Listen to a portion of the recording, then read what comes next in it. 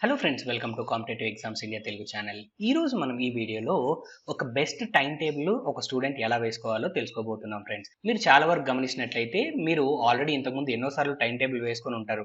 కానీ ఆ time table అనేది ఖచ్చితంగా 99% కేసెస్లో మీరైతే ఫాలో అవ్వకపోయి ఉంటారు ఫ్రెండ్స్. ఎందుకు అన్నట్లయితే ఇప్పుడు చెప్పబోయే మిస్టేక్స్ అనేవి మీరు చేస్తూ ఉంటారు కాబట్టి ఖచ్చితంగా ఆ టైం టేబుల్ అనేది మీకు వర్కౌట్ అయ్యి ఉండదు. కానీ ఇప్పుడు చెప్పబోయే పద్ధతిలో మీరు టైం టేబుల్ వేసుకున్నట్లయితే 100% రిజల్ట్ అనేది guarantee friends. So first primary rule మనం గమనించినట్లయితే ఎప్పుడైనా సరే మనము పక్కవారి టైం టేబుల్ అనేది ఫాలో అవ్వకూడదు. ఇది ప్రైమరీ రూల్ ఫ్రెండ్స్. మరి ఎందుకు అన్నట్లయితే మీరు జస్ట్ ఒకసారి ఎగ్జాంపుల్గా ఆలోచించండి ఫ్రెండ్స్. మీ ఫ్రెండ్ ఎవరైనా ఒక 3:30 ఎర్లీ మార్నింగ్ లేచి చదవగలుగుతాడు అనుకుందాం. మీరు కూడా అదే ప్రకారంగా లేచి చదువుదాము, వాడికి వచ్చినట్టుగానే మంచి మార్క్స్ వస్తాయి అని మీరు ట్రై చేయడానికి చూసారనుకోండి. ఫస్ట్ డే 3:30కి లేసారు, సెకండ్ డే 3:30కి లేవగలుగుతారా? ఖచ్చితంగా బద్ధకం వచ్చేస్తుంది. 4కో 4:30కో లేస్తారు. థర్డ్ డేకి వచ్చేటప్పటికి అది 5 అవుతుందో 6 అవుతుందో కూడా తెలియదు. అంటే ఇప్పుడు మీ ఫ్రెండ్ 3:30కి లేచి చదవగలుగుతున్నాడు కదా అని చెప్పేసి మీరు అదే టైంకి లేచి చదవగలుగుతారా? చదవలేరు కదా. సో ప్రతి పర్సన్కి డైలీ రొటీన్ వేరుగా ఉంటుంది, కాన్సన్ట్రేషన్ లెవెల్స్ వేరుగా ఉంటాయి. సో అలాంటప్పుడు పక్క వారి టైం టేబుల్ మనకి వర్కౌట్ అవ్వదు. ఇక సెకండ్ రూల్ మనం గమనించినట్లయితే selection of books friends. Books select చేసుకోవడం కూడా ఒక పెద్ద పనా అని చెప్పేసి మీరు అనుకోవచ్చు. కానీ ఇక్కడే అసలు లాజిక్ అనేది ఉంది. మీరు చూసినట్లయితే ఫ్రెండ్స్, మనకు బుక్స్ చాలా రకాలుగా ఉంటాయి. నేను 3 రకాలుగా మాట్లాడతాను, ఒకసారి జాగ్రత్తగా వినండి. ఎంసీక్యూస్ ఫార్మేట్లో మనకు కొన్ని బుక్స్ అనేవి ఉంటాయి. అంటే ఒక క్వశ్చన్ 4 ఆప్షన్స్ ఉంటాయి. సో 4గిట్లో ఒకటి రైట్గా ఉంటుంది. ఈ ఫార్మేట్లో కొన్ని బుక్స్ మనకి అవైలబుల్గా ఉంటాయి. ఇంకొకటి ఏంటి, కాన్సెప్ట్ వైజ్గా, అంటే ఒక కాన్సెప్ట్ ఉంటే ఆ కాన్సెప్ట్ మొత్తాన్ని ఎక్స్ప్లెయిన్ చేసే బుక్స్ అనేవి కొన్ని ఉంటాయి. అండ్ ఇంకొకటి ఏంటి, వన్ లైనర్స్, అంటే ఒక కాన్సెప్ట్లో మెయిన్ కీ పాయింట్స్ వరకు మాత్రమే ఎక్స్ప్లెయిన్ చేస్తూ కొన్ని బుక్స్ ఉంటాయి. మన కళ్ళ ముందు ఇన్ని రకాల బుక్స్ ఉన్నప్పుడు మనము కొద్దిసేపు ఎంసీక్యూస్ చదువుతాం. అరే ఇది ఎంసీక్యూస్లో సిలబస్ అంతా కవర్ అవడం లేదు కదా, సో ఏం చేద్దాం, కాన్సెప్ట్ చదువుదాంలే అని చెప్పేసి ఏదైనా ఒక కాన్సెప్ట్ బుక్కి డైవర్ట్ అయిపోతాం. ఆ కాన్సెప్ట్ చదివేటప్పుడు అమ్మో ఇంత ఎక్కువగా సిలబస్ ఉంది, ఇంత పెద్ద కాన్సెప్ట్ నేను చదివి అర్థం చేసుకునేది ఎప్పుడు, నాకు టైం అంతా వేస్ట్ అయిపోతుంది, ఇది ఇలా కాదు అని చెప్పేసి మళ్ళీ మనం ఏం చేస్తాం, సింపుల్ వర్షన్ అయినా వన్ లైనర్స్కి షిఫ్ట్ అయిపోతూ ఉంటారు.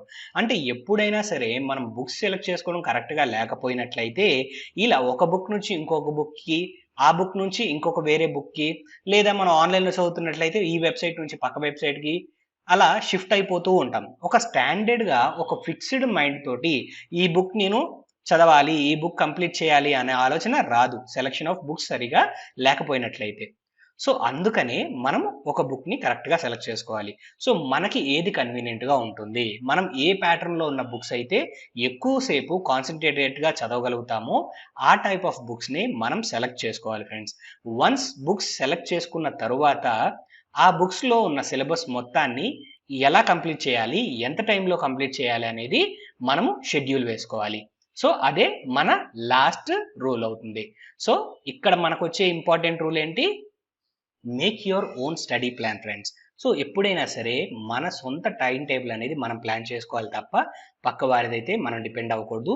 అసలు మెయిన్గా మనకు వచ్చే ప్రాబ్లం ఎక్కడ అన్నట్లయితే ఈ స్టడీ ప్లాన్ని మనం చేసుకోవడంలోనే మనం ఎక్కువగా ఇబ్బంది పడుతూ ఉంటాం.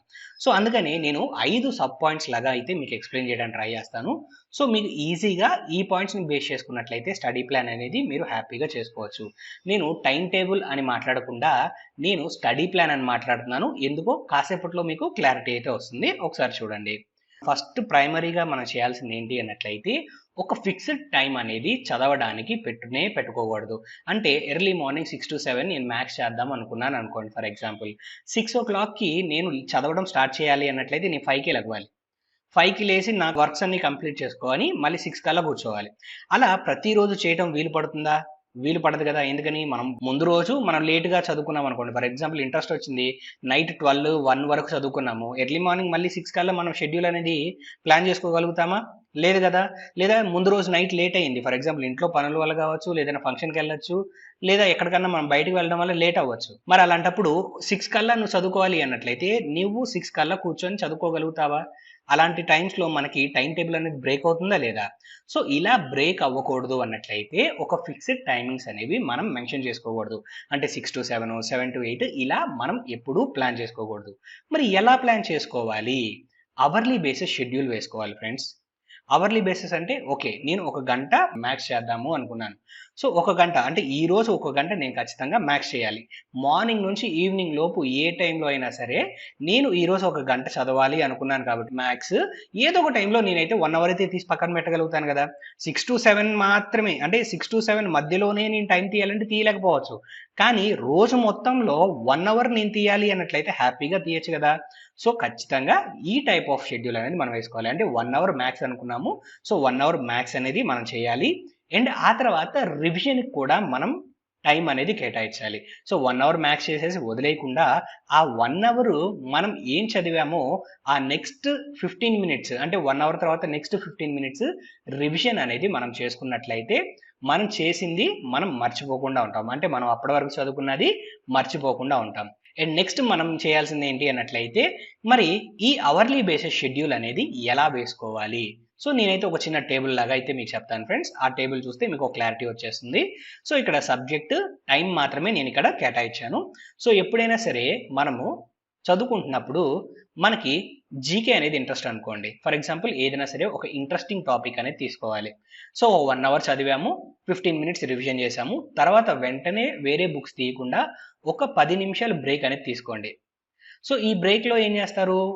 పాటలు చూడడం కానీ, లేకపోతే డాన్స్లు వేయడం కానీ, ఇలాంటివి కాకుండా మ్యాక్సిమం మీరు కామ్గా ఉండి జస్ట్ కళ్ళు మూసుకొని చదివింది రివైజ్ చేసుకోవడం కానీ, లేదా ఏమీ ఆలోచించకుండా రిలాక్స్ అవుతూ అలా చైర్లో కూర్చోడానికి ట్రై చేయండి. సో మైండ్లో ఎలాంటి ఆలోచనలు పెట్టుకోకుండా జస్ట్ కామ్గా ఉన్నట్లయితే మీరు ఇంతకుముందు 1 అవర్ ఏదైతే చదివారో, రివిజన్ చేసుకున్నారో అది బ్రెయిన్లో ఫీడ్ అవుతుంది. సో వెంటనే మీరు వేరే సబ్జెక్ట్కి వెళ్ళినా, లేదా మధ్యలో అదర్ యాక్టివిటీస్ ఏదైనా చేసినా కానీ ఈ పవర్ న్యాప్ తీసుకోకుండా మీరు చదువుకున్న దాంట్లో మీరు ఎంతో కొంత మీరు మర్చిపోవడం అయితే జరుగుతుంది ఫ్రెండ్స్. ఆల్రెడీ మీలో చాలా మంది ఇలా ఫేస్ చేసే ఉంటారు ఈ ప్రాబ్లం అనేది. ఆల్రెడీ చదివాము, బాగా నేర్చుకున్నాము, కానీ వెంటనే మర్చిపోయాం. ఎందుకు అన్నట్లయితే మనం చదివిన తర్వాత ఈ పవర్ న్యాప్స్ తీసుకోకపోవడం వల్లే మనకి ఇలా జరుగుతుంది. సో వన్స్ పవర్ న్యాప్ తీసుకున్న తర్వాత మళ్ళీ వెంటనే వేరే ఒక ఇంట్రెస్టింగ్ సబ్జెక్ట్ కాకుండా మనకి బోర్ కొట్టే సబ్జెక్ట్ అనేది తీసుకోవాలి. సో ఆల్రెడీ ఒక గంట ఇంట్రెస్టింగ్గా చదివాము, తర్వాత నెక్స్ట్ ఏం చేస్తాం, ఫాలో అప్ చేస్తూ మనకు అంతగా ఇంట్రెస్ట్ లేని సబ్జెక్ట్ అనేది తీసుకొని మళ్ళీ ఒక 1 అవర్ చదువుకొని, తర్వాత ఒక 15 మినిట్స్ రివిజన్ చేసుకొని, మళ్ళీ పవర్ న్యాప్ తీసుకొని, తర్వాత వెంటనే మళ్ళీ ఇంకొక సబ్జెక్ట్ అనేది సెలెక్ట్ చేసుకోవాలి. సో ఇంకొక సబ్జెక్ట్ ఎలాగా, మళ్ళీ ఇంట్రెస్టింగ్ సబ్జెక్ట్ అనేది తీసుకోవాలి. అంటే interesting subject, boring, interesting subject ఇలా ప్లాన్ చేసుకున్నట్లయితే మనం ఎక్కువ టైం అనేది చదవడానికి కేటాయించగలుగుతాం. అదే ఓన్లీ బోరింగ్ సబ్జెక్ట్ మాత్రమే తీసుకున్నాం అనుకోండి, కంప్లీట్గా దాని మీద కాన్సన్ట్రేట్ పెట్టి చదవలేం. అలాగని ఓన్లీ ఇంట్రెస్టింగ్ సబ్జెక్టే చదివాం అనుకోండి, మనకు బోరింగ్ సబ్జెక్ట్ చదవడానికి టైం ఉండదు కదా. అంటే అది కూడా మనకి ఇంపార్టెంటే కదా, ప్రతి సబ్జెక్ట్ మనకి ఈక్వల్ ఇంపార్టెంట్.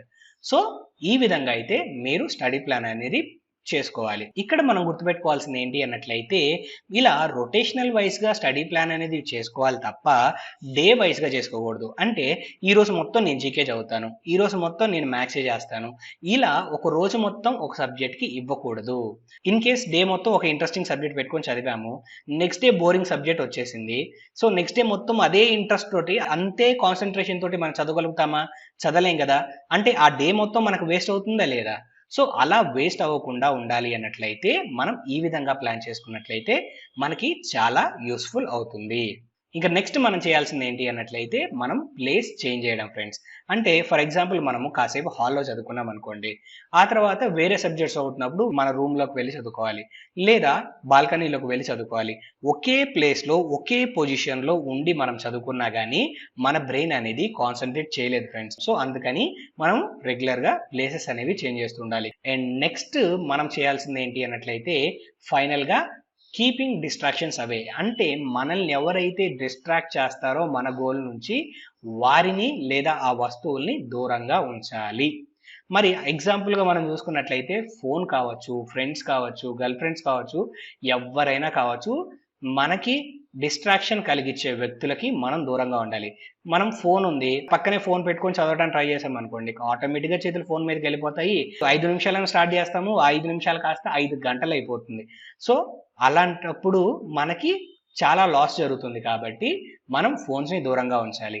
అండ్ అలానే ఫ్రెండ్స్ అని కూడా నేను మాట్లాడుతున్నాను ఫ్రెండ్స్. అంటే కలిసి చదువుకుందాము, లేదా కెరీర్ ప్లాన్ చేసుకుందాం అనే ఫ్రెండ్స్ గురించి నేను మాట్లాడలేదు. మనం ఎప్పుడైతే బుక్స్ ఓపెన్ చేసి ఎదురుగా కూర్చోగానే జస్ట్ అరే ఇప్పుడే అలా బయటకు వెళ్ళేసి వద్దాము, ఒక టీ తాగేసి వద్దాము అని బయటికి తీసుకెళ్ళిపోయి గంటలు గంటలు బయట మన రోడ్ల మీద తిప్పేస్తారు చూడండి. అలాంటి ఫ్రెండ్స్ గురించి మాత్రమే నేను మాట్లాడుతున్నాను. సో అలాంటి ఫ్రెండ్స్ ఎవరైనా ఉన్నట్లయితే వారిని దూరంగా ఉంచండి. అప్పుడే మనము మన స్టడీ ప్లాన్ని ఇన్ టైంలో మనమైతే కంప్లీట్ చేసుకోగలుగుతాం ఫ్రెండ్స్. మీరు ఈ 5 బేసిక్ పాయింట్స్ని గుర్తుపెట్టుకొని మీరు మీ టైం టేబుల్ని ప్లాన్ చేసుకొని చదువుకున్నట్లయితే 100% మీరు మీ గోల్ని అయితే రీచ్ అవ్వడం జరుగుతుంది ఫ్రెండ్స్. ఈ వీడియో కనుక మీకు నచ్చినట్లయితే మన ఛానల్ని సబ్స్క్రైబ్ చేసుకొని ఈ వీడియోని మీ ఫ్రెండ్స్కి షేర్ చేయడం మర్చిపోవద్దు. Thank you friends.